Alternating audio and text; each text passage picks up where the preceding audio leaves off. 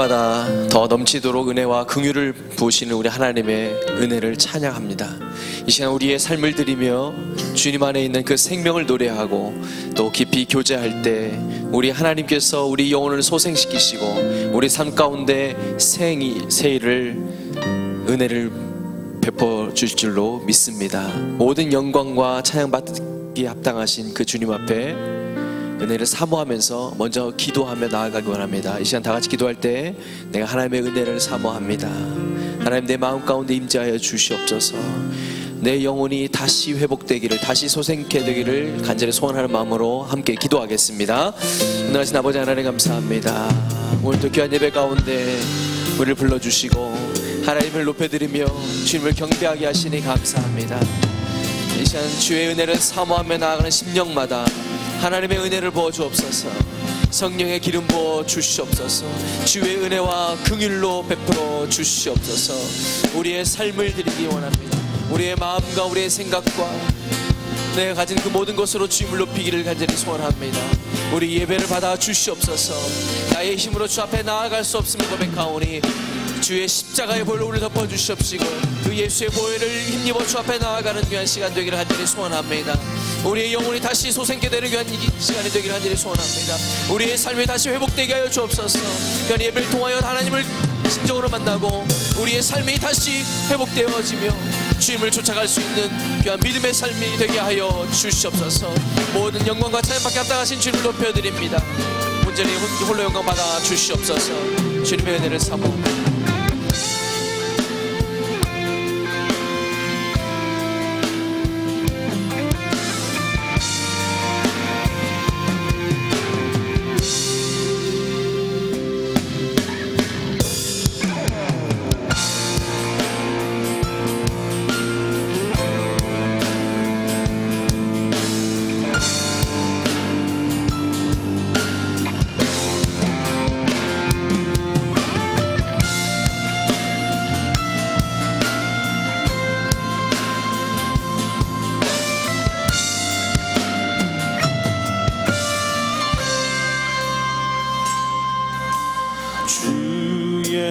보좌로 나갈 때에 어떻게 나가야 할까?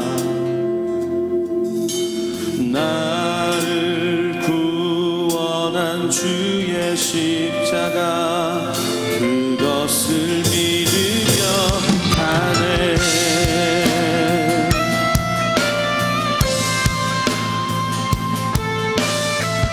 다시 한 번 더 고백합니다. 주의 보좌로 나아갈 때에 주의 보좌로 나아갈 때에 어떻게 나가야 할까?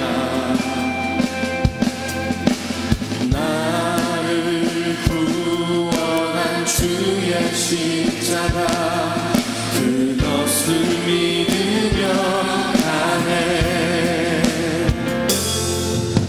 자격 없는 내 힘이 아닌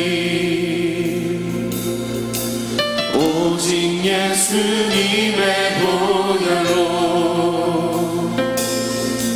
자격 없는 내 힘이 아닌 오직 예수님의 보혈로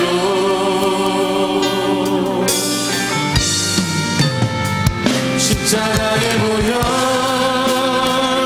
완전하신 사랑 힘입어 나갑니다.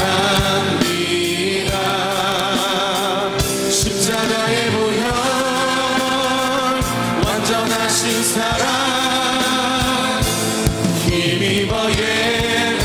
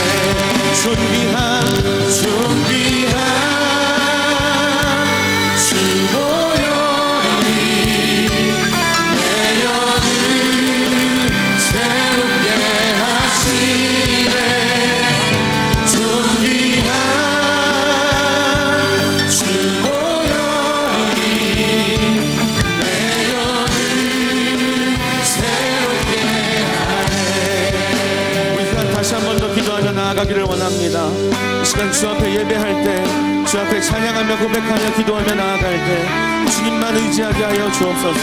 하나님만 믿게 하여 주옵소서. 이 시간 주님만 바라보며 나아가게 하여 주옵소서라고, 주님을 바라볼 때 우리를 새롭게 하시는 그 주님 앞에 우리의 마음을 내어드릴 수 있도록 해달라고 다시 한번 기도하며 나아가도록 하겠습니다. 함께 기도합니다. 하나님, 이 시간 가운데 우리의 마음을 만져주시기를 원합니다. 우리를 새롭게 하시는 주님의 그 보혈을 의지하여서 우리의 삶을 맡기고 우리의 삶을 주 앞에 드리고 우리의 생각을 주 앞에 드릴 수 있는 믿음 우리에게 허락하여 주시기를 소원합니다.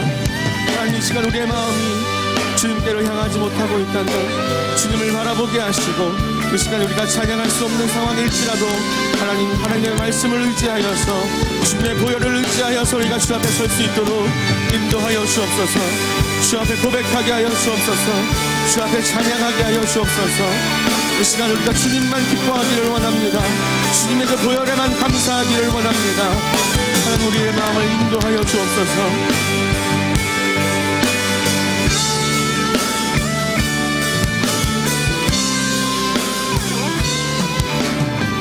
존귀한 주보혈이, 존귀한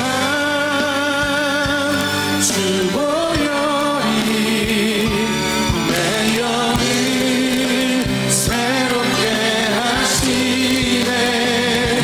존귀한 주보혈이 내 영을 새롭게 하네. 내 영을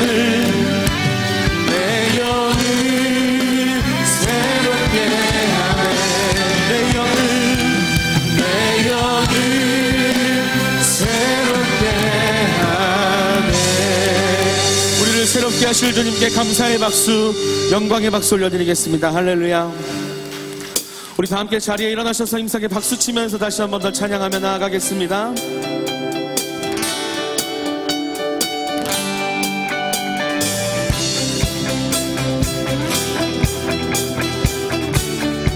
우리를 죄에서 구하시려, 우리를 죄에서 구하시려 주 예수 십자가 지셨으니 기쁘게 부르세 할렐루야.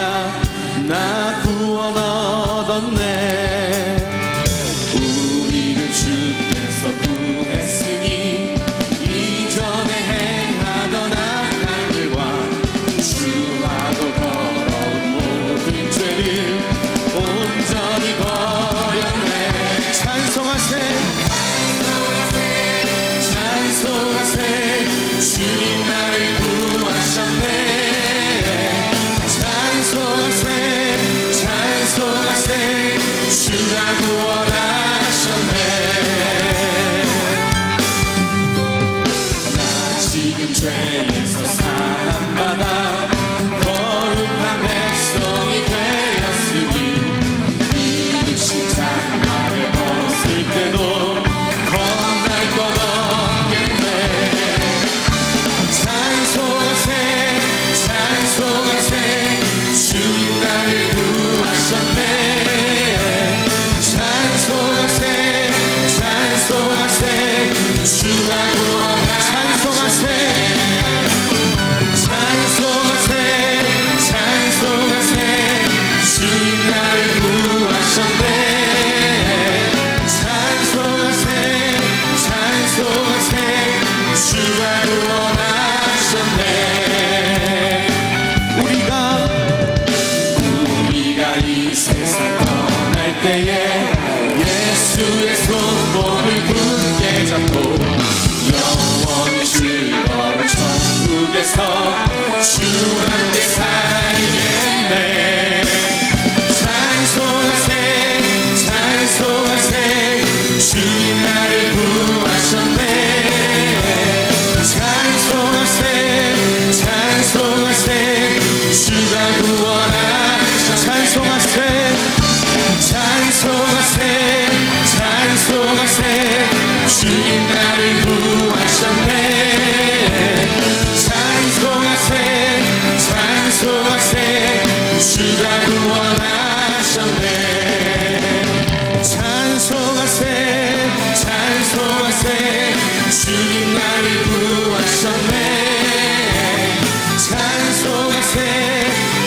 약속하세 주가 구원하셨네.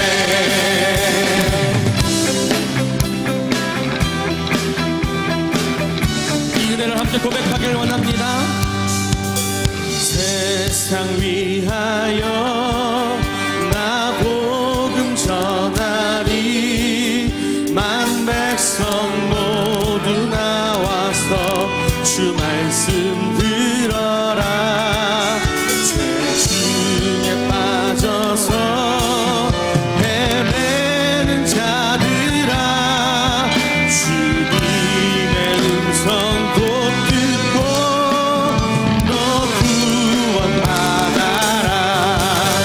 전하고 기도해 매일 주님 되리라. 세상 모든 사람들 듣고 그 사랑 알도록 온 세상 위하여 이 복음 전하리.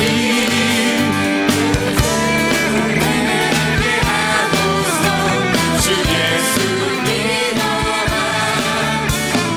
세상 구하려 주 돌아가신 것 나 증거하지 않으면 그 사랑 모르니. 전하고 기도해 매일 증인 되리라.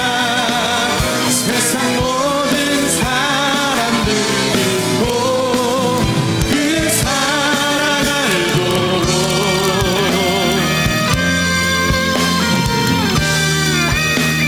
온 세상 위하여 주 은혜 임하니. 주 예수 이름 힘입어 이 복음 전하자. 먼 곳에 나가서 전하지 못해도 어느 곳에 있든지 늘 기도 힘쓰니. 전하고 기도해 매일 증인 되리라. 세상 모든 사람들 듣고 그 사랑. 전하고 기도해 매일 증인 되리라. 세상 모든 사람들 듣고 그 사랑. 마지막으로 한 번 더 힘차게 고백합니다. 전하고 기도해 매일 증인 되리라. 세상 모든 사람들 듣고 그 사랑 알도록.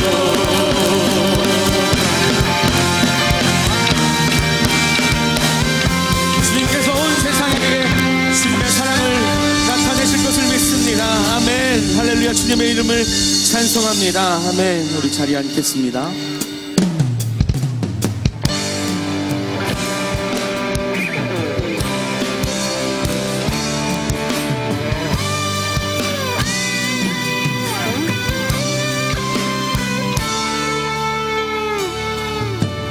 모든 민족에게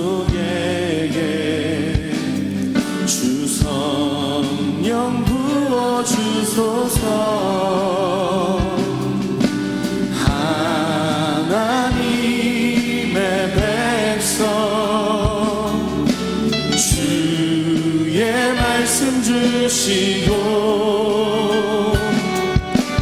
꿈과 환상 주사 주의 비밀 알리소서. 우리 믿사오니 하늘이 주의 날 선포케 하소서.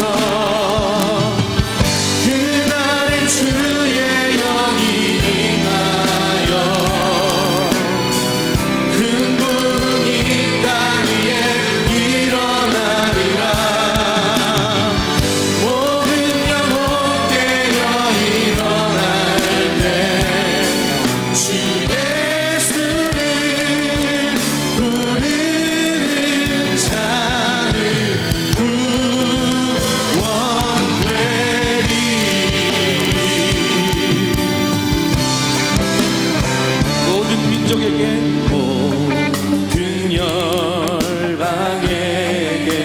주 성령 부어주소서.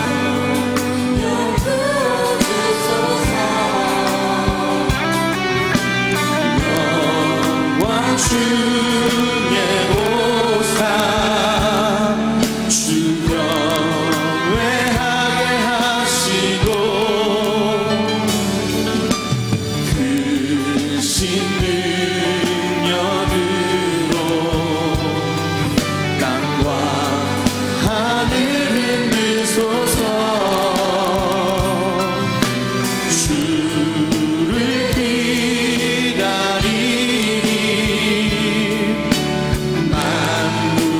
주의 나를 보게 하소서. 그날에 주의 영이 임하여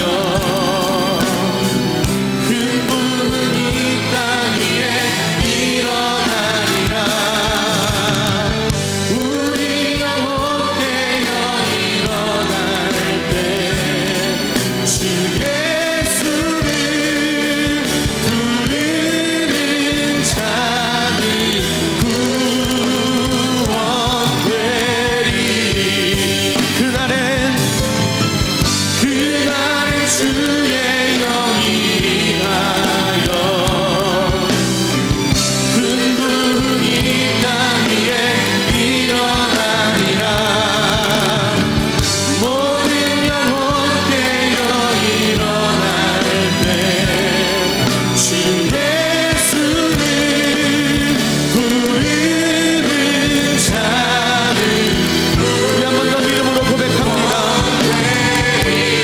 주의 영이 임하여 그날에 주의 영이 임하여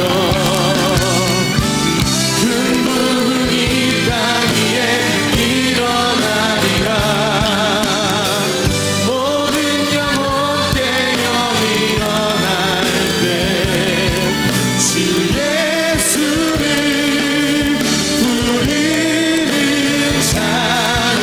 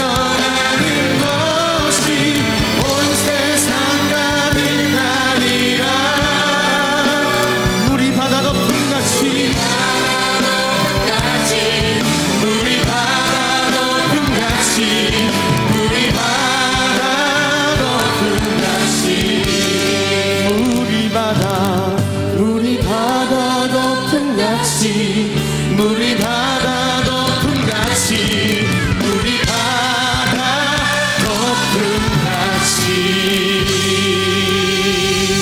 아멘. 주님의 이름을 찬송합니다.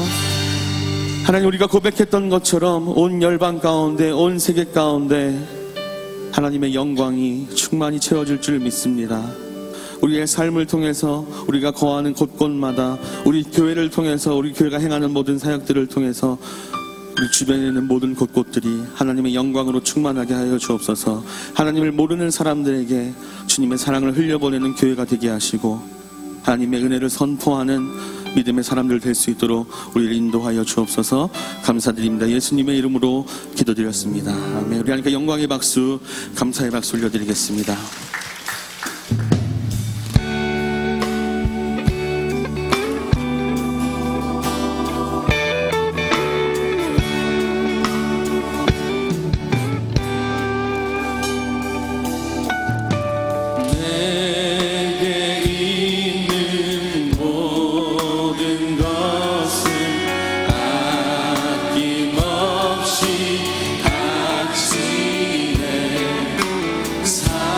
사랑하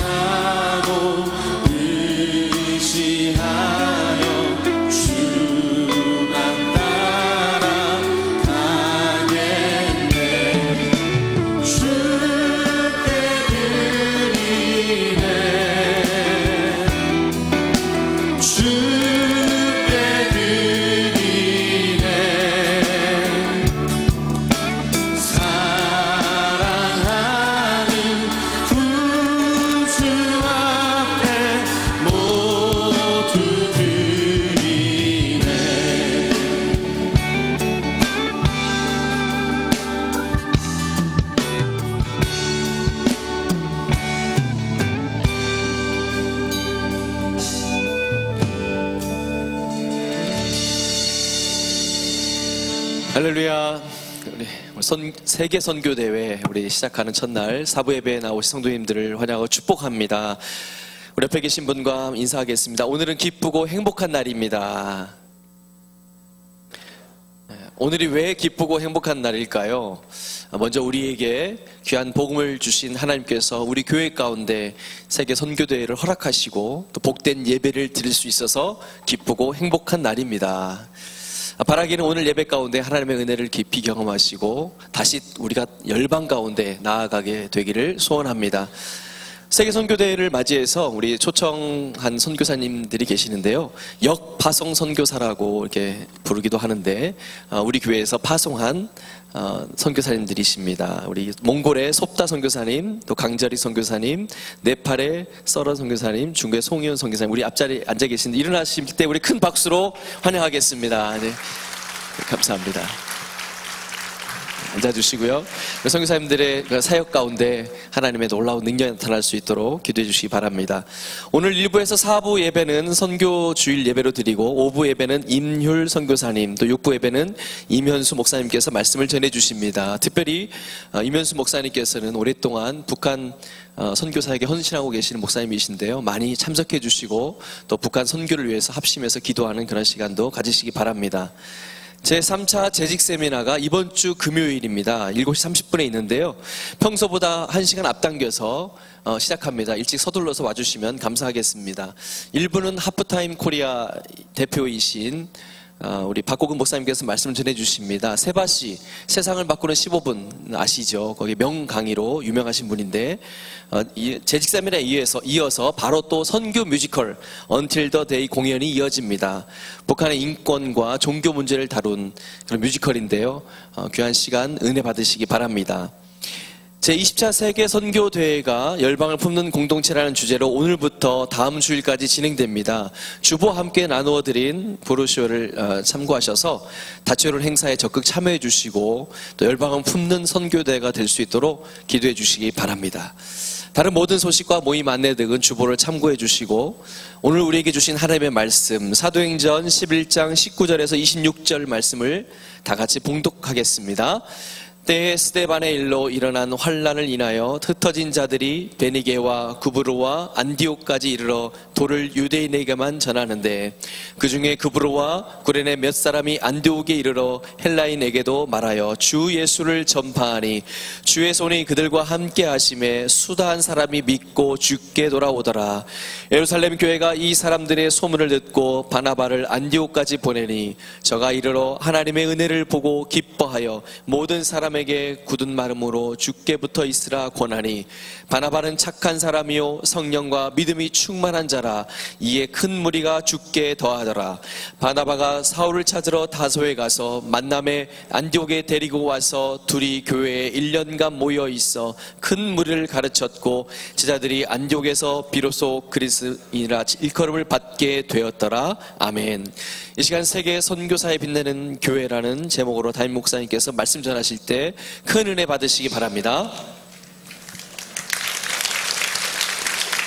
네, 반갑습니다. 복된 주일 4부 예배에 나오신 여러분을 다시 한번 진심으로 환영하고 사랑하고 축복합니다. 여러분 옆 사람에게 한번 이런 인사하시면 좋겠습니다. 나도 선교사입니다.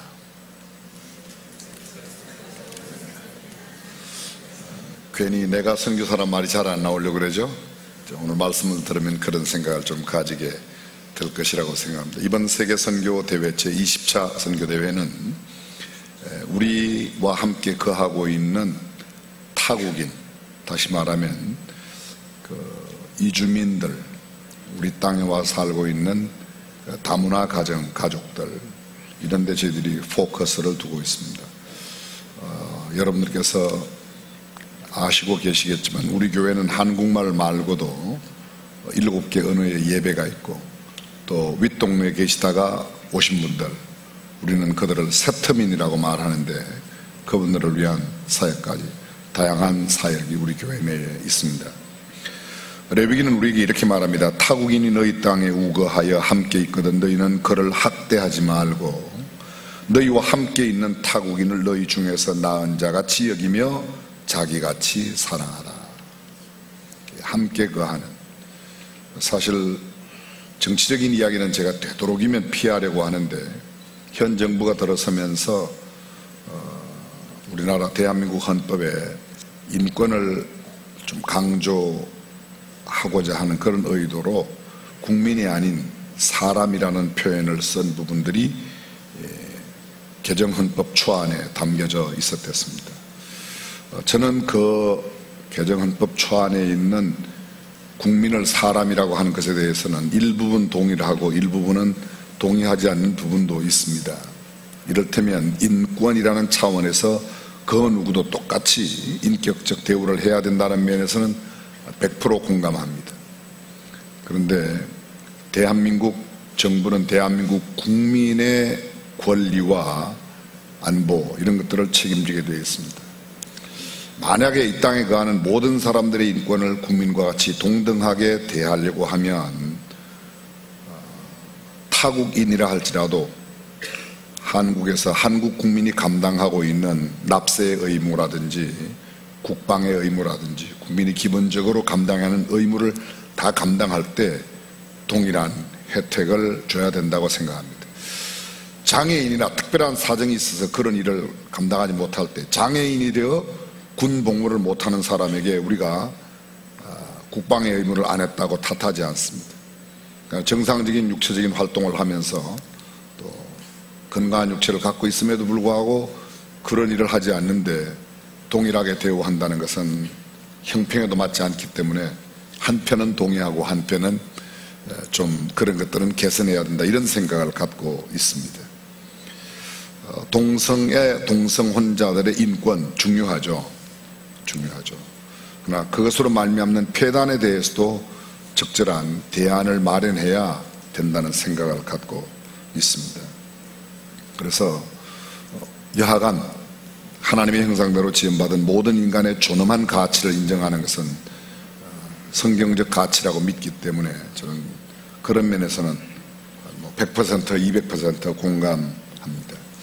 대한민국이 지금 현재 위치하고 있는 세계적인 상황에 이만큼 세계인들의 이목을 집중시킬 수 있을까?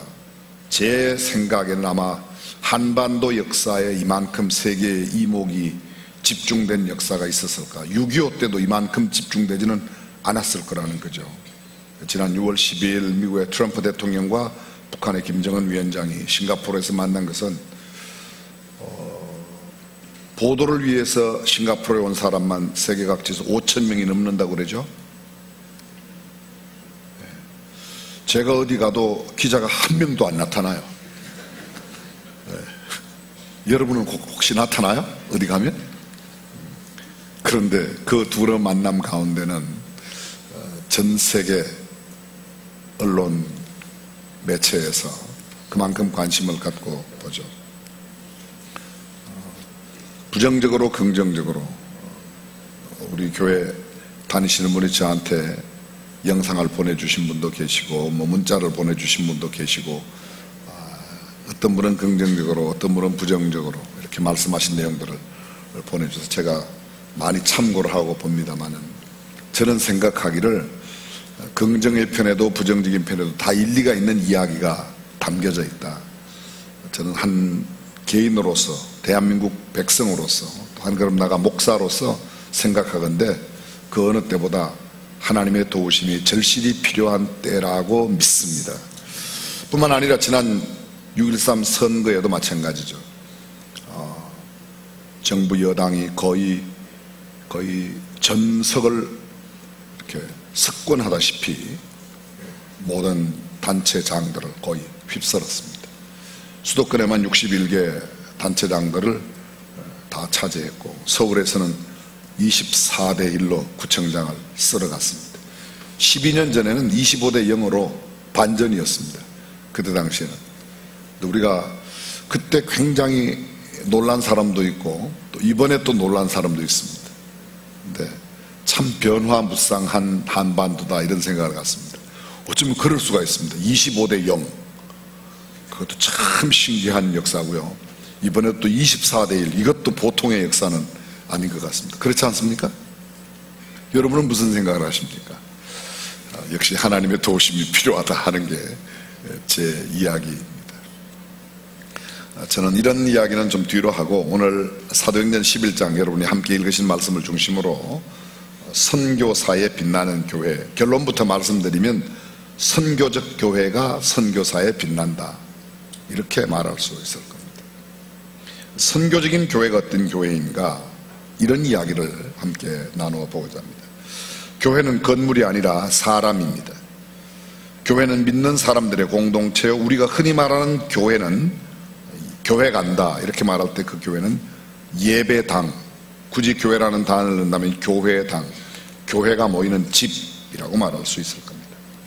성경에 교회라는 단어가 가장 먼저 등장하는 것이 마태복음 16장 18절에 베드로가 예수님을 주는 그리스도시요 살아계신 하나님의 아들이라고 고백한 뒤에 예수님께서 하신 말씀입니다.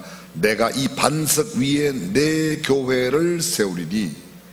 내 교회, 교회는 그 어떤 사람의 교회가 아니라 주님의 교회라는 것입니다.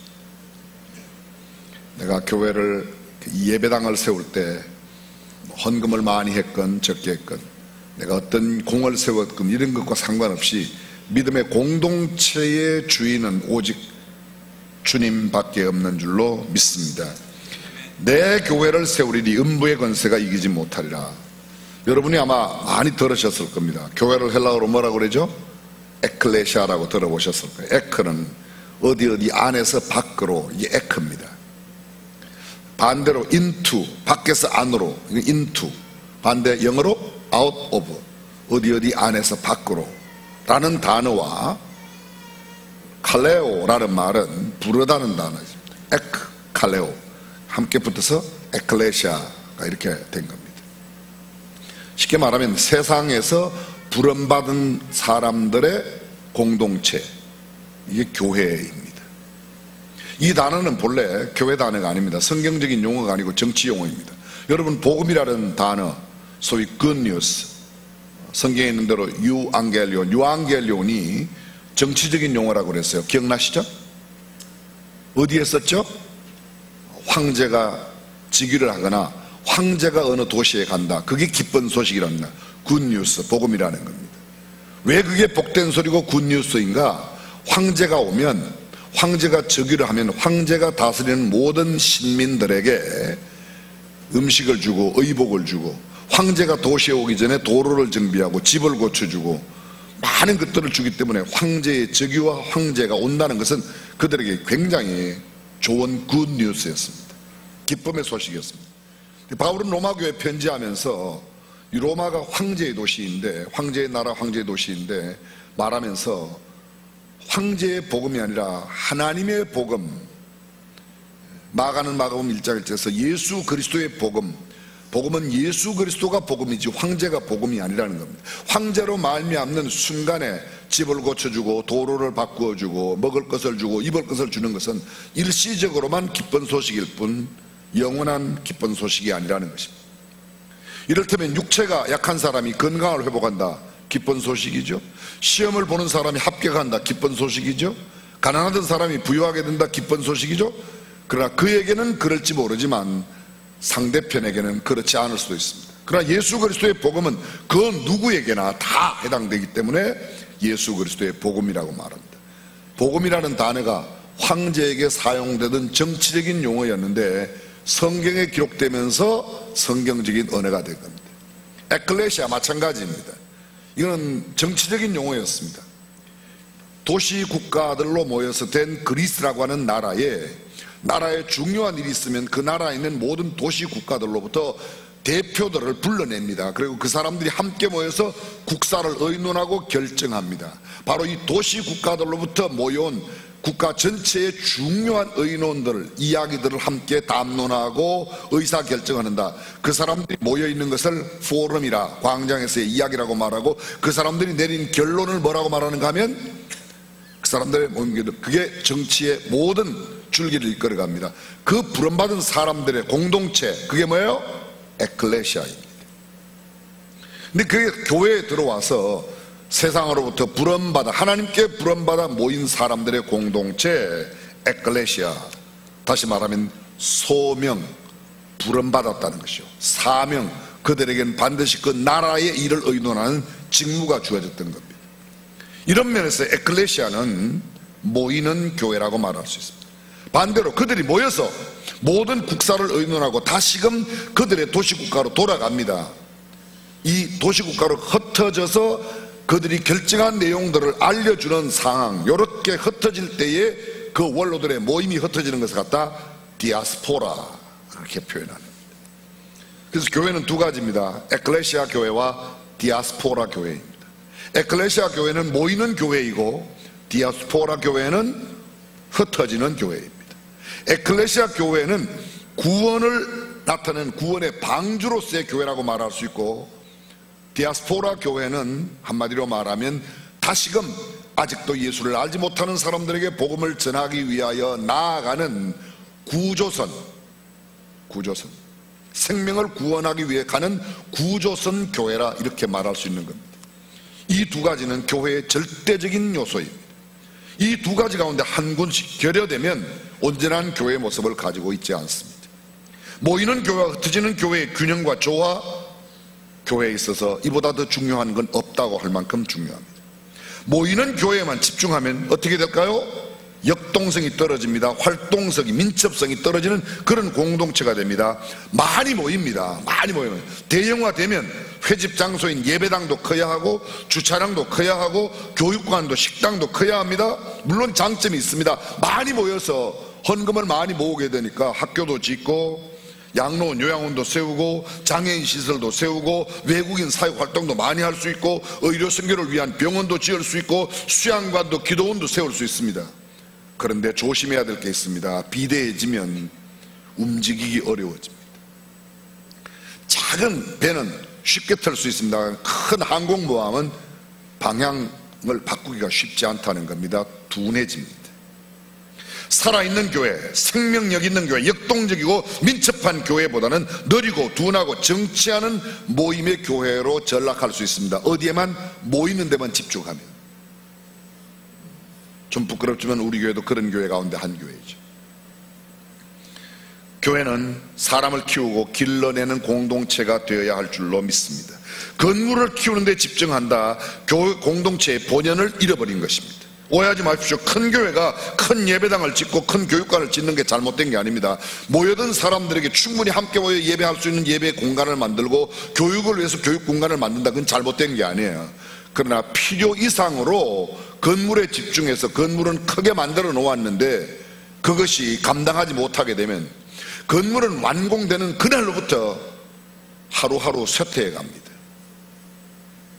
교회는 여전히 오늘도 내일도 끊임없는 생명의 구원의 역사가 일어나는 출생 공동체, 생명 출생 공동체가 될 때 살아있는 교회, 성경적인 교회, 건강한 교회가 될 줄로 믿습니다. 교회는 사람들을 구원하고 그들을 성장시키고 양육시켜 다시 세상으로 보내어 아직도 예수님을 알지 못하는 사람들을 교회로 인도하는 디아스포라 교회와 에클레시아 교회의 균형이 될 때 성경적인 아름다운 교회가 된다고 믿으시면 아멘. 그렇습니다. 구원받은 자들이 하나님을 찬양하고 예배하는 것, 에클레시아 교회의 가장 중요한 임무입니다. 그래서 예배에 빠지지 않고 예배를 열심히 드리는 것 중요합니다. 예배의 가장 기본적인 정신이 무엇입니까? 드림이에요. 예전에 이런 말을 써요. 예배 보러 간다, 예배 보러. 예배는 보는 게 아니고 예배는 드리러 가는 겁니다. 자, 보십시오. 찬송 하나님께 올려드리는 거예요. 기도 드리죠. 헌금 드리죠. 마음과 시간과 정성과 이런 것들을 하나님께 드림. 물론 이 드림의 시간에 말씀도 듣습니다. 대부분의 설교가 중요하다고 생각하고 설교가 잘해야 교회가 부흥한다, 그 말도 저도 일리가 있습니다. 그러나 교회의 가장 근본은 설교를 들으러 가는 게 아니라 예배를 드리러 가고 하나님의 말씀을 듣기 위하여 오는 겁니다. 드림이 빠지면 교회는 생명력을 잃어버리게 되는 겁니다. 교회 내의 교육과 훈련, 섬김과 봉사, 교제, 친교, 이 모든 것은 영혼 구원의 전도와 선교에 맞추어진 소위 선교적인 교회를 위하여 존재하는 것들입니다. 저는 교회 내에 건강한 교제가 있는 것을 매우 좋아합니다. 장로님들끼리, 집사님들, 권사님들끼리, 또 각 남전도회나 여전도회끼리 소그룹 지단으로 모여서 교제하는 게 좋습니다. 그리고 거기서 함께 즐기고 행복을 느끼고 그리스도의 사랑을 나누는 것 매우 의미 있는 일입니다. 그런데 만약 그것만으로 끝난다면 세상에 있는 개 모임과 동창회 모임, 친구들과의 모임과 무슨 차이가 있죠? 차이가 없습니다. 우리가 함께 모여 그렇게 기쁨과 즐거움으로 교제하고 내가 영적인 충전을 얻었다면 그것을 통해서 아직도 구원받지 못한 그런 교제의 비밀을 알지 못하는 사람들을 한 명이라도 더 그런 교회 공동체 안으로 예수 그리스도로 말미암아 구원받은 형제와 자매가 되게 하는 일로 결론이 맺어지지 않는다면, 이미도 말씀드렸지만 세상의 모임과 다를 바가 뭐 있습니까? 세상에도 얼마든지 더 좋은 모임과 교제가 얼마든지 많이 있습니다. 교회가 이 땅에 존재하는 목적, 존재하는 이유, 교회가 가장 이 땅에 꼭 있을 수밖에 없는 어떤 그런 까닭이 있다면 무엇입니까? 목사가 해야 되는 가장 중요한 일, 목사의 존재 의의가 어디에 있습니까? 교회 성도들이 이 땅에 살아가면서 하지 않으면 안 되는 일, 반드시 해야만 하는 일, 꼭 이것만은 하고야 말아야 된다, 이건 하고 해야만 한다 하는 그런 일이 뭡니까? 두 가지입니다. 늘 말씀드리지만, 첫 번째, 아직도 예수 믿지 않는 사람을 예수 믿게 하는 일. 두 번째, 이미 예수 믿는 사람들을 그리스도의 장숭한 분량까지 성장시키는 이 일로 포커스가 가야 됩니다. 교회 30년 50년 동안 열심히 나왔다, 굉장히 중요한 일입니다. 굉장히 중요한 역사예요. 그런데 내가 30년 50년의 역사를 갖고 있지만 나로 말미암아 구원받은 사람이 단 한 명도 없다. 좀 안타까운 일 아닐까요? 교회에서는 나를 목사라고 부르고 장로 권사라고 부르는데, 사람들이 그렇게 부르는데, 또 당신은 이 교회 몇십 년 나온 사람이라고 그렇게 인정하는데, 실제로 나로 말미암아 구원받은 영혼이 없다면 나의 50년의 역사가, 나의 교회에서 호칭받는 그 직분의 그 의미가 도대체 무엇입니까? 그렇습니다. 이런 일을 성실하게 감당하는 교회를 소위 선교적인 교회, 전도 중심의 교회라 이렇게 표현하는 겁니다.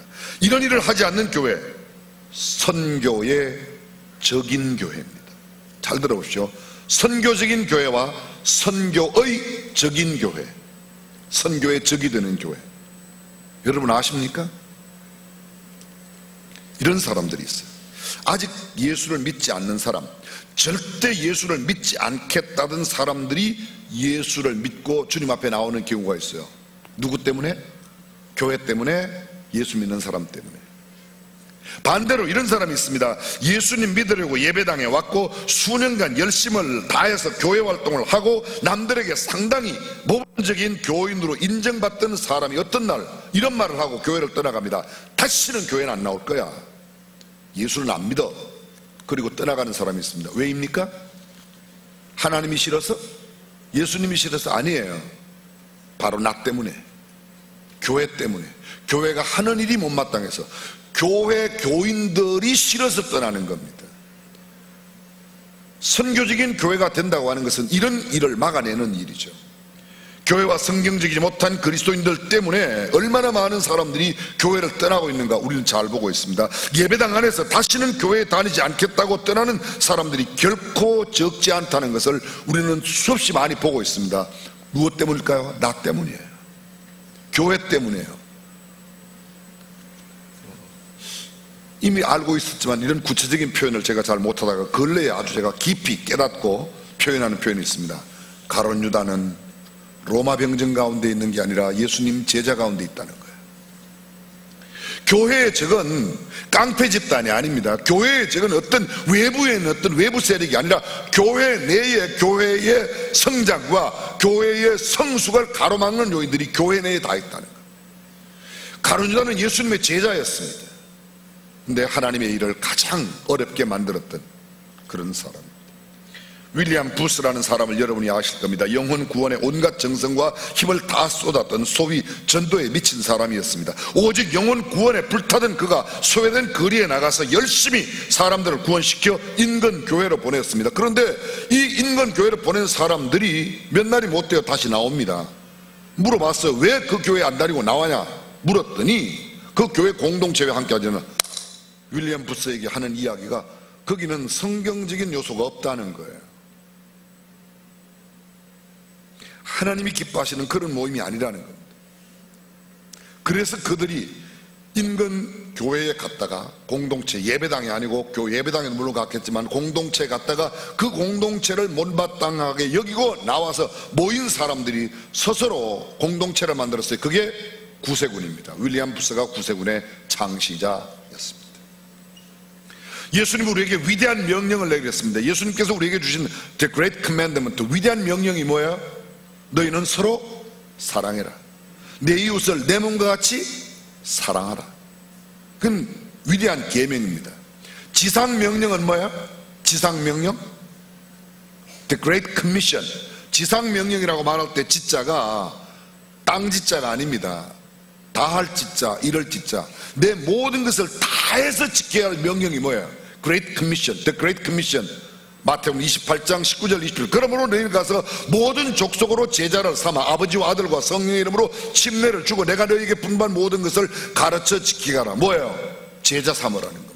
영혼을 구원하라. 선교적인 교회의 사명을 감당하는 것이 우리가 감당해야 될 Great Commission, 소위 지상명령, 위대한 사명이라는 겁니다.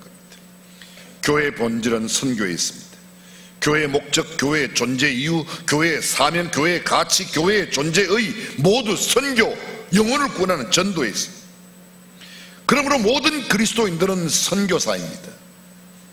내가 직접 전도를 위하여 나가든지 아니면 또 해외로 선교사를 보낸다. 보내는 선교사, 내는 직접 나가는 선교사, 내 삶의 현장에서 직접 복음을 나누는 선교사, 전도자, 동시에 나는 그런 일을 위하여 후원하는 그런 선교사입니다. 선교에 전후방이 없습니다. 예전에는 나름대로 해외 선교를 생각하면 선교를 위해 직접 현지에 가는 사람은 선교의 전방에 있는 사람이고 여기 남아있는 사람은, 모교회에 있는 사람은 후방이라고 생각했습니다. 근데 지금은 전후방이 없습니다. 모든 데가 다 전방입니다. 쉽게 이렇게 설명해 보십시오. 한국 상황을 예로 들어서 설명해 보면, 예전에는 외국에 나가야 선교사였습니다. 근데 지금은요, 외국인들이 한국에 내 옆에 다 와 있어요. 전 세계 나라 가운데서 우리나라에 안 들어와 있는 사람이 몇 명 있습니까? 몇 나라나 우리나라에 안 들어와 있습니까? 거기 다 들어와 있어요. 무슬림이 몰려옵니다. 아프리카 사람, 중동 사람, 미국 사람, 남미 사람, 전 세계 모든 사람들이 얼마나 많이 오는지 모릅니다. 그렇지 않습니까? 그렇다는 거예요. 한 그렇다는 거야. 그래요, 안 그래요? 그래요, 여러분. 땅끝이 어디예요? 땅끝이. 이쪽으로 계속 끝까지 땅끝 가면 어디 나올까요? 여기 뒤에 나오잖아요. 지구는 둥그니까. 어느 정도 중간에 있는 사람들뿐만 아니라 끝까지 가면 여기 오게 되어 있습니다. 일로 가면 여기 오게 되어 있습니다. 땅끝 바로 여기입니다. 그리고 실제로 그 가는 길 사이에는 수많은 사람들이 내 곁에 왔습니다. 여기를 잠깐 보십시오. 전 세계가 여기 안에 다 들었습니다. 전 세계가. 이 스마트폰, 메이드 인 코리아 스마트폰, 삼성에서 만들었어요. 스마트폰과 인터넷, 온 세상 어디든지 누구에게든지 접근이 용이하게 되었습니다. 구글 앱 스토어에는 우리의 상상을 초월하는 모든 것들이 들어있습니다. 아마존 장마당에 구할 수 없는 물건이 거의 없습니다. 무기도 구할 수 있어요. 단지 우리나라에 들어오지 못하니까 그런 거죠. 유튜브 영상에서 세계 각지, 세계 각 나라의 영상, 들어있지 않는 영상이 어디에 있습니까? 유튜브 영상에. 지금 이야기가 무슨 이야기인지 잘 못 알아듣는 사람은 19세기 사람이라고 생각하시면 맞을 거예요. 다 여러분들이 다 공감하실 겁니다. 카카오톡, 메신저, 인스타그램, 수많은 이 네트워크, 전 세계에 형성되어 있는 네트워크 가족들 가운데 제일 많은 회원수를 갖고 있는 모임이 뭐죠? 청소년들이 좋아하는 책, 얼굴책이라고 그랬는데, 얼굴책. 그걸 영어로 표현하면, 얼굴책을 영어로 표현하면 페이스북이에요. 페이스북. 페이스북을 한글로 옮겨와요. 얼굴책이잖아요. 아직도 무슨 소린가 이상합니까? 다른 데서는 잘 모르지만 저는 그렇게 써요. 얼굴책. 근데 페이스북 멤버십이 얼마야? 10억이 넘어요. 10억이 넘어요. 중국 사람 수보다 더 많습니다. 페이스북. 실제로 중국 내에서는 중국 사람끼리 말이 안 통하는 사람도 많아요. 근데 페이스북은 다 통해요. 다 통해요. 지금 여러분도 마찬가지일 거예요. 전 세계 각지에서요. 전 세계 각지에서 저한테 친구 삼자고 친구 요청해 오는 사람이 얼마나 많은지 몰라요. 여러분 그래요, 안 그래요? 아니 반응 좀 보여봐요. 그래요, 안 그래요? 그렇죠? 그러면 친구를 찾아가서 전도도 하는데 나한테 친구하자고 온 사람에게 전도해요, 안 해요? 해요? 정말로 해요? 저는 오늘 아침에도 했어요. 제 페이스북에 저한테 친구 요청한 외국인에게 이렇게 썼어요. Believe on the Lord Jesus Christ. You will be saved, you and your family. 어떤 때는 제가 이렇게 써요. Ask and you will receive, seek and you will find, knock and you will be received. 뭐래요? 주 예수를 믿으라. 그리하면 너와 내 집이 구원을 얻으리라. 나한테 친구 요청해온 사람이니까 제가 거기다가 메시지를 그렇게 보내는 겁니다. 그러면요, 무슬림들은 그거 보면 기절을 하고 그냥 딱 끊고 나가요. 지가 끊고 나가. 어떤 사람은 저보고 이렇게 목사입니까? 이렇게 물어봐요. 그러면 나는 목사라고 그러면 자기도 목사라고 금방 그냥 또 가까워져요. 이게 매일 그래요. 전 오늘 아침에도 하고 왔어요. 여러분 페이스북을 어디 쓰는 겁니까? 하버드 대학생들이 졸업한 엘럼나이들끼리 서로 소식을 주고받자고 만드는 게 마크 주커버그가 만드는 게 페이스북이에요. 그렇죠? 오직 성경 이외에는 다른 건 안 알기로 결심했어요. 근데 그렇게 페이스북을 만들어 놓았더니 전 세계 사람들이 페이스북을 통해서, 저는 알지도 못하는 중동의 사람들이, 아프리카 사람들이, 남미의 사람들이 저한테 친구하자고, 브라질 사람도 들어오고 중동 사람도 들어오고 이라크 어떤 소녀가 저한테 들어왔어요. 여기 와서 친구해달래요. 그럼 제가 얼른 보내요. 뭐라고요? 주 예수를 믿어라. 영어로 쓰죠. 영어로 주 예수를 믿으라고. 그 Believe on the Lord Jesus Christ. 오늘 아침에도 그렇게 썼다니까요. 여러분들은 페이스북을 어디에 쓰십니까? 선교적인 마인드를 가지고 있는 사람이라면 내가 찾아가서도 전도하는데 나한테 친구해달라고 요청해온 사람에게 성경 구절 하나 못 보낸다. 우리 생각해 봐야 되잖아요. 지가 싫어서 끊어져 나가는 건 지가 하는 거고, 여기 뭐 미군 장성들이 별의별 사람들이 다 들어와요. 어떤 사람들은 또 알몸 사진을 찍어가고 저한테 친구하자고 보내는 사람도 있어요. 웃기는 것들이 많아요. 근데 성경 구절 보내면 금방 나가. 그런 사람들은 여러분들이 지금 제가 하는 말을 다 알고 있을 겁니다. 여기에 문명의 이기들이 우리를 지금 세상 가운데 놓고 있습니다.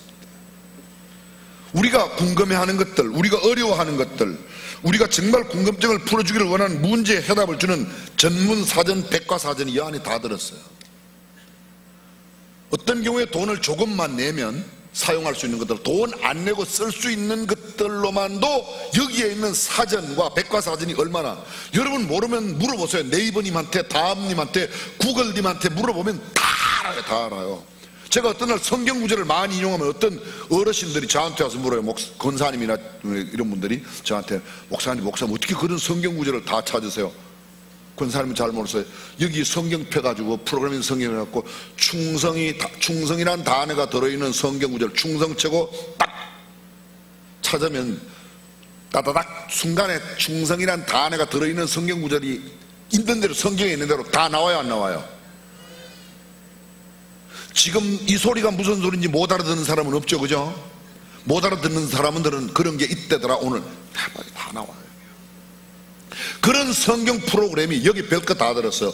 영어로 치면 선생, 그러면 teacher 쓰면 teacher이 들어있는 영어 성경이 쫙 다 나옵니다. 한꺼번에 킹 제임스 버전, NIV, 뉴 아메리칸 스탠다드, 모든 성경들이 다 나와요. 다 나오게 돼 있어요. 얼마나 잘 돼 있는지 몰라요.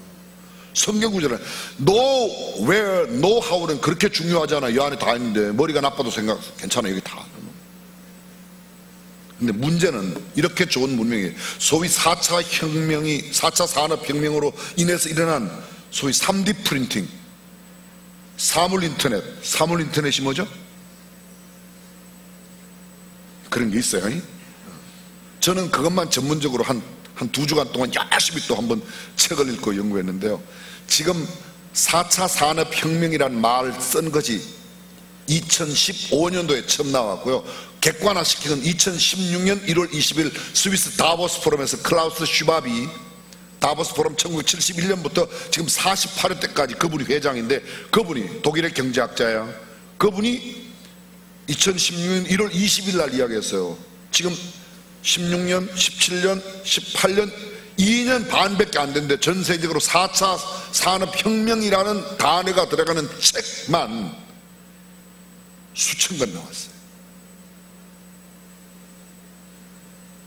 사물 인터넷, 빅데이터, 클라우드 뭐 해갖고, 그 다음에 3D 프린팅. 3D 프린팅 쉬운 예로, 프린팅은 그동안 이런 게 프린팅이었어요. 그냥 이렇게 인쇄. 이제 3D 프린팅은 입체로, 프린팅하라면 입체적으로 나와요. 무슨 말인가 하면 컴퓨터에 모든 입력을 넣고 재료들을 다 갖다 놓으면 이틀 만에 2층 집이 완성이 됩니다. 사람이 들어가서 살 수 있는 집이 이틀 만에 완성된다고요. 여러분들은 너무 이게 보편적인 일로 받아들여서 놀라지 않죠, 그죠? 엄청나요. 제가 말씀드렸잖아요. 지난 동계올림픽 때 대통령이, 문재인 대통령께서 서울에서 강릉까지 자율주행차, 운전 안 하는 차 타고 왔어요. 아세요? 모르세요? 법규상 운전석에 운전자가 타지 않으면, 운전면허증을 가진 사람이 타지 않으면 운전을 못하게 되어 있기 때문에 안전은 있지만 운전 안 하고 신문 보고 가는데 강릉 도착하는 겁니다. 10만 톤 배가 샌프란시스코 항구에서 모든 짐을 싣고 부산항 제3부도 컴퓨터 입력만 딱 하면 그냥 와서, 도선사가 필요 없어요. 큰 배가 깊은 바다에 오면 작은 배가 나가서 이렇게 들어오세요 뭐 이런 거 했는데 지금 그런 게 필요 없어요. 그냥 딱 누르면 제3부대에 와서 딱 부두가 됩니다. 주차 문제 필요 없어요. 이제 앞으로 딱 갖다 놓고 버튼 누르면 지가 주차장에 갔다가 여기서 나갈 때 이거 갖고 띵 누르면 앞에 딱 엔진 걸어 갖고 따뜻하게 자리 대표 갖고 나와 있어. 이건 이미 갖고 와 있어요. 그렇죠? 뭐 이런 이야기 끝도 없습니다. 그런데요, 이런 문명의 이기들과 발달된 과학 문명이 못하는 게 하나 있어요. 그게 뭔가 하면 생명을 창조하는 일을 못합니다. 못하는 게 있어요. 사랑을 못해요. 사랑을 못합니다. 로봇, 시간이 갔지만 제가 로봇 이야기 조금만 하겠습니다. 로봇은요, 로봇 와이프가 있어요. 진짜 자기 와이프보다 훨씬 괜찮아요. 내 와이프는 점점 늙는데 이 로봇 와이프는 늙지도 않아. 맨날 20대 포동포동해. 더 부드러워. 절대 화를 안 내요. 돈도 달라 소리를 안 해. 이 와이프는 살 때만 조금 비싸지 얼마나 친절한지 몰라요. 이 로봇 엄마는 애에게 화도 안 내고 애가 원하는 걸 다 해줍니다. 근데 나를 낳은 엄마는 신경질도 부리고 소리도 지르고, 그래서 로봇 엄마를 달라고 그래요. 영국에서 이거 실제로 만든 영화 보셨어요? 여러분은 오직 성경만 보십니까? 그런데 그 로봇이 못하는 게 하나 있어요. 영혼 구원을 못하는 거예요. 생명력 없는 사랑, 진짜 사랑은 없어요. 생각해 보세요. 기도, 녹음기의 기도. 요새 산에 가면 산사에 저는 절대로 저를 비방하는 게 아닙니다. 바냐바라발땅, 이거 전부 다 녹음기 틀어놔, 그죠? 그럼 여러분 새벽기도 나오실 필요 없이 여러분 이름으로 여기 전부 다 녹음기 하나 사다 놓고 새벽 5시에 작동하라 탁 누르면 5시에 나오는 거 있어요. 그냥 그것만 하나씩 보니 뭐하러 나와, 그죠? 기계가 못하는 게 있습니다. 기도는 못합니다. 기도는 내가 직접 해야 합니다. 결국은 복음적인 교회만 살아있는 교회고, 복음적인 예수 그리스도의 복음을 전하는 교회만 생명력 있는 교회가 된다는 거예요. 그 이외의 교회는 교회로서의 의미가 없어요. 덩치 크다고, 헌금 많다고, 사람들이 많이 모인다고 좋은 교회냐? 그렇지 않다니까요. 뚱뚱하면 건강합니까?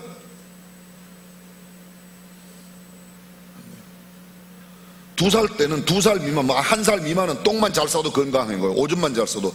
기저귀를 촉촉하게 적셔야 돼요. 근데 15살 되고도 맨날 아랫도리에 축축하게 오줌 싸고 똥 싸면 그건 바보예요. 6월의 사과는 푸르러야 제격이에요. 6월의 사과가 빨간 것은 병든 증거예요.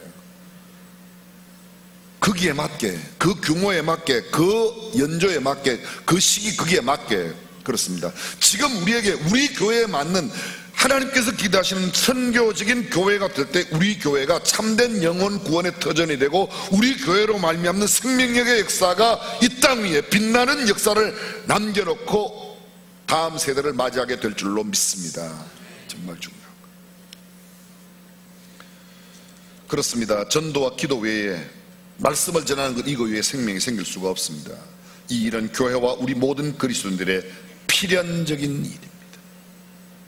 세계 선교사에 빛나는 선교적인 교회가 되느냐, 아니면 천추에 씻지 못할 오명의 선교의 적이 되는 교회가 되느냐, 전적으로 우리의 영적인 태도와 자세에 달려 있습니다. 제사를 비디오로 드린다고 그러죠? 추석에 해외여행은 가야 되겠고 제사는 안 드릴 수 없고, 그래서 다 영상을 찍어가지고 시간 맞춰서 다 세려놓고 그 시간에 작동되라고. 뭘 꼭 그 추석날 아침에 해야 돼? 그럼 그 전날 드리지, 떠나기 전에. 그죠? 뭐 그런 게 있어. 전 그래서 교회에서 부족한 공간 때문에 영상 예배를 드리는 것은 간혹 이해하려고 애를 쓰지만 아직까지 제 마음속에 싹 흔쾌한 그런 마음이 안 드는 이유가 그거입니다. 적어도 내가 직접 참여해서 예배를 드리고 내가 찬송을 부르고 내가 기도하고 내가 말씀 듣고 내가 말씀에 대한 반응을 보여야 생명력 있는 그리스도인이라고 말할 수 있지 않겠습니까? 지금 우리나라가 전 세계적으로 약 27,000명의 선교사를 파송했습니다. 세계 선교 2위의 국가입니다. 정말 대단한 나라이죠. 선교적인 교회가 된다는 것은 선교의 비전의 불꽃을 점화시켜서 모든 예배와의 역동성이라든지 모든 교회 활동이 영혼 구원과 영적 성숙에 맞춰져 있어야 됩니다. 선교적인 교회, 선교를 위해 기도해야 됩니다. 선교적인 교회, 그 교회의 상당 부분의 재정이 이런 곳으로 쓰여져야 된다는 것이죠. 교회가 왜 학교를 세우고 왜 복지 사역을 하고 여러 사회 시설들을 해야 되는가? 궁극적인 것은 영혼 구원이에요. 또 한 번만 드리겠습니다. 여러분, 오해하지 말고 들으십시오. 시간상으로만 따져본다면 내가 오늘 예수를 믿게 한 한 영혼의 구원은 인류 역사에 있었던 모든 의사들이 의술로 연장한 생명의 시간보다 훨씬 더 길어요. 시간으로 따지면 의사를 무시하는 그런 이야기를 할 수 있습니다. 제가 의사 무시하기는, 우리 교회 의사 선생님이 얼마나 많은데 무시해요. 다 그분들은 머리가 좋은 사람이. 의대 아무나 가요. 전교에서 1, 2등 한 사람은 의대 가는 거예요. 비실비실하고 시험 떨어지만 가는 게 신학교 아닙니까? 그죠? 지금까지 거기 그래 왔어요. 공부 잘하면 의대 가고 법대 가라. 공부 못하면 떨어지면 야 신학교나 가라. 그게 교회 장로님들 목사님들이 다 그렇게 보낸 거예요. 하나님은 그래도 세상에 미련한 것들을 택하여 지혜로운 자를 부끄럽게 하시기 위해서 쓰셨지만 그렇게 하면 안 되지. 진짜 우리가 하나님을 섬기는 하나님, 이 아들 정말 괜찮고 똑똑한 아들인데 첫 아들인데 신학교 보낼게, 뭐 이래서 보내야지 될 텐데 떨어지만 가라 그래고. 나 이번에 떨어졌어요. 야 뭐 생각할 거 뭐냐, 너 신학교 나가. 신학교 나가. 그게 어른들한테 할 일 했거든. 장기나 두어, 이거 똑같은 거예요. 뭡니까? 정말 우리의 중요한 사역과 중요한 시간들을 영혼 구원하는 일에 투자해야 돼요. 선교적인 교회, 교회 소그룹 활동, 그것도 선교에 맞춰져 있어야 돼요. 그게 선교적인 교회이죠. 미국의 오스틴 시티의 라이프 교회의 조나단 닷슨 목사님이 실제적인 이 선교적인 교회가 되는 8가지 방법을 구체적으로 제시했습니다. 선교적인 교회 교인들은 어떻게 하냐? 첫 번째, 비기독인들과 식사를 한다. 기독교 내부의 문화에서 벗어나라는 겁니다. 그런 사람이 있어요. 교회의 회의 때는 큰 소리 빵빵 치는데 회사에 가면 찍소리도 못하는 사람이 있어요. 뭐예요? 직장에서 가정에서 신앙을 갖지 않은 동료나 이웃들과 식사를 함께 하면서 그때 복음을 나누는. 두 번째, 자동차를 이용하지 말고 걸어라. 집 근처 동네와 아파트 주변 캠퍼스 안을 걸어라. 만나는 사람에게 인사를 하고 말을 걸어 친숙하게 되면 복음을 나누라. 세 번째, 같은 장소 같은 시간에 가고 웃어라. 질문하라. 친구가 되라. 사람들은 임마누엘 칸트가 산책하는 시간을 보고 시계를 맞췄대죠. 너무 정확한 시간에 산책을 하니까 그분의 산책을 보고 시계를 맞췄대요. 우리의 외부적인 활동에 선교에 초점이 가 있어야 된다는 겁니다. 네 번째, 비기독인들과 취미를 함께하라. 운동이나 음악 등 취미 활동에 참여해 줄 즐거움을 함께 나누어라. 예수 믿는 사람들 그래, 난 교회에서 모이면 기분은 좋은데 안 믿는 사람하고 모이면 좀 기분이 찝해. 그럼 전도 어떻게 해요? 그 사람들 가서 그 사람들에게 어울리기 위해서 술도 먹고 담배 피우고 뭐 별짓 해라 그런 게 아니고, 적어도 그 사람들하고 음식 먹으면서 내가 예수 믿는 사람이라는 걸 보여주고 그들과 만남이. 저한테 물어보세요. 제가 만나면 제일 좋은 편한 사람이 누구일까요? 저하고 비슷한 또래 함께 신학을 했던 친구 목사들 만나면 전 제일 편해요. 그렇겠죠? 안 그래요? 왜? 말도 통하고. 과부 사정은 과부가 한다고 목사님은 목사 사정을 잘할 거 아닙니까? 언젠가는 경로대학 어르신들 모시고 대만 여행한다고 그랬더니 저한테 어떤 노인이 편지가 보냈어요. 물론 진짜 목사는 고 목사의 공짜 여행인 줄 알지만 이렇게 편지를 보냈더라고요. 저 돈 내고 갔어요. 그 여행에. 저 공짜로 안 갔어요. 공짜표 준 거는 여기 우리 교회 전도사님 당신 가라 그러고 같이 갔어요. 근데 그분은 생각하기를 어르신들 모아갖고 내가 해외여행 공짜로 돈 내고 가도 난 내 친구랑 가고 싶지 내가 무슨 노인네 하고. 사역이니까 그들의 영혼 때문에 그들 할아버지 할머니를 모셔야 하는 그런 것 때문에 함께 가는 거지. 친구랑 가는 게 훨씬 더 편해요. 저 우리 조성인 집사님 이름을 하고 가는 게 훨씬 더 편해지. 생각을 해보세요. 그렇죠? 여러분, 선교적인 활동이라는 게 뭐예요? 나만 쫓아가고 하는 게 아니라 내가 힘들고 어려워도 내가 희생하고 내가 손해보고 그들에게 다가가서 복음을 나눌 수 있는 기회를 만들어 간다. 그게 선교적인 교인들의 특징이라는 겁니다. 동료와 이야기를 나누라. 휴식시간, 일과 후 동료와 시간을 가지고 당신이 관심을 갖고 있다는 것을 그들에게 보여주라는 겁니다. 여섯 번째, 비영리단체에서 자원봉사활동을 하라. 그래서 예수 믿는 내가 정말 어떻게 하는가? 난 예수 믿는 모임만 갈 거예요. 너무 마음이 좁아요. 예수 안 믿는 단체에도 갈 필요가 있습니다. 지역사회 행사에 참여해라.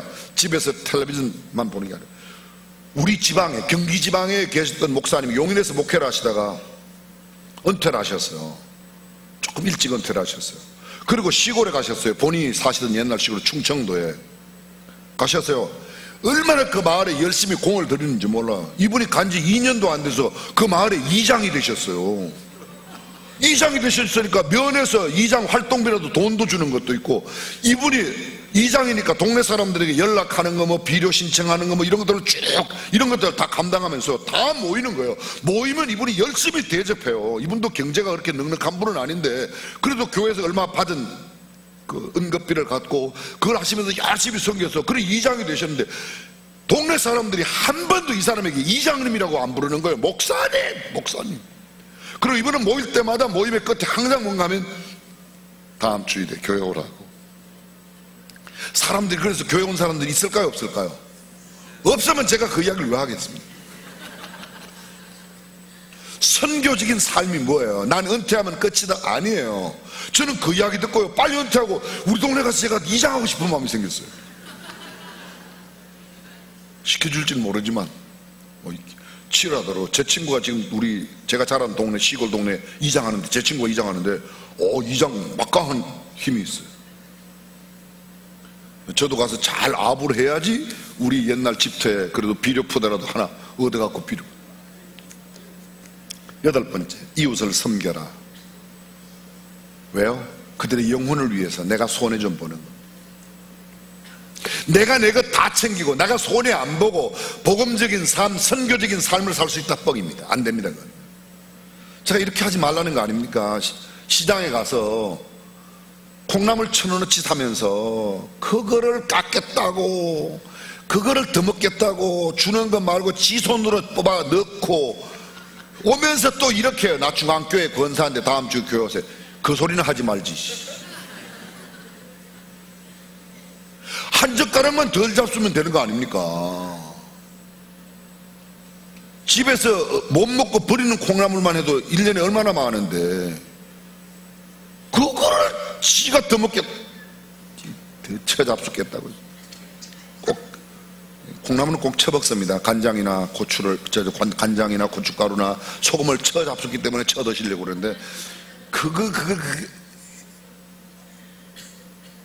이렇게 말하세요. 아유, 1,000원어치를 그렇게 많이 주세요?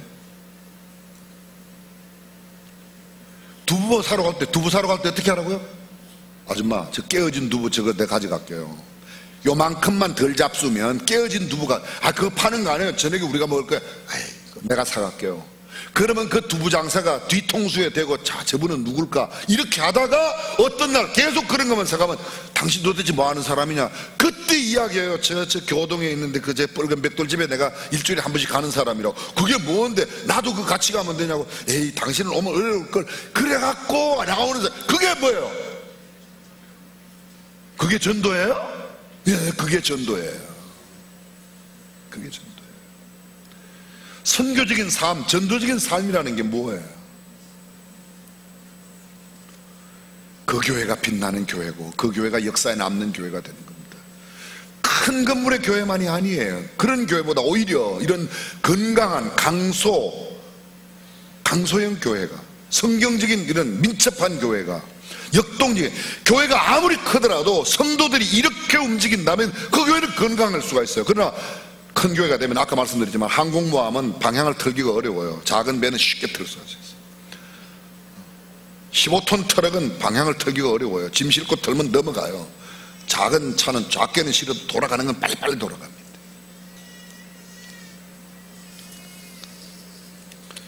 성경 본문 이야기는 하나도 못했는데 벌써 설교 시간은 10분 전에 끝났어. 자, 여러분, 이건 다음에 이야기하기로 하고, 우리가 오늘 본문에 나오는 안디옥 교회가 그런 교회, 피난민들이 세운 교회예요. 이방인이 함께 했던 교회예요. 그런 교회임에도 불구하고 그들은 사울과 바나바를 따로 세워서, 바나바와 사울을 따로 세워서 선교사로 파송했던 교회예요. 그들이 아무리 욕심을 내어도 결코 과하다고 말할 수 없는 그 교회에, 쉽게 말하면 요새로 말하면 담임 목사와 가장 괜찮은 부목사를 선교로 보냈던 거예요.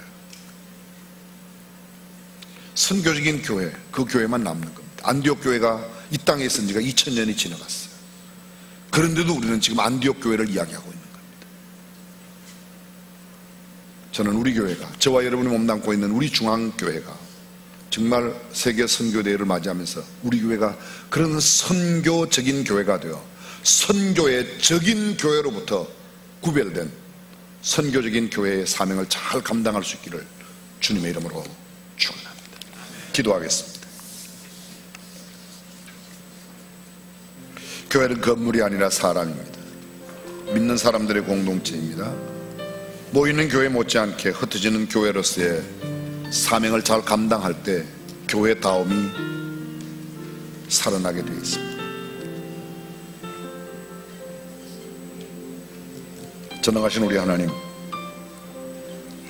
우리가 몸담고 있는 우리 공동체 수원중앙침례교회가 성경이 말씀하는 주님이 계획하신 바로 그 교회, 과연 그 교회 선교적인 교회가 되게 하여 주옵소서.